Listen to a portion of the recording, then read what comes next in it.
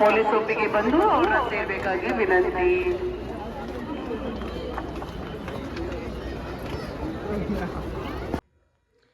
Hello hi ಎಲ್ಲರಿಗೂ ನಮಸ್ಕಾರ. Welcome back to my YouTube channel. Guys, ಇವತ್ತಿನ ಒಂದು ವಿಡಿಯೋದಲ್ಲಿ ನಾನು ಲಾಲ್ಬಾಗ್ ಹೋಗ್ತಾ ಇದ್ದೀನಿ. ಅಂದರೆ ಇಂಡಿಪೆಂಡೆನ್ಸ್ ಡೇ ದಿವಸ ಇವತ್ತು ಲಾಲ್ಬಾಗ್ ಹೋಗ್ತಾ ಇದ್ದೀನಿ.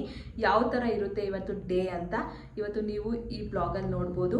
ಎಲ್ಲರಿಗೂ happy independence day. Independence day ದಿವಸ ಲಾಲ್ಬಾಗಲ್ಲಿ ಏನೇನೆಲ್ಲ ಇರುತ್ತೆ, ಬಟ್ ಎಷ್ಟು ಜನ ಇರ್ತಾರೆ ಏನು ಅಂತ ಈ ವಿಡಿಯೋದಲ್ಲಿ ನೋಡ್ಬೋದು. ಬನ್ನಿ ಲಾಲ್ಬಾಗ್ ಯಾವ ಥರ ಇರುತ್ತೆ ಅಂತ ನೋಡೋಣ.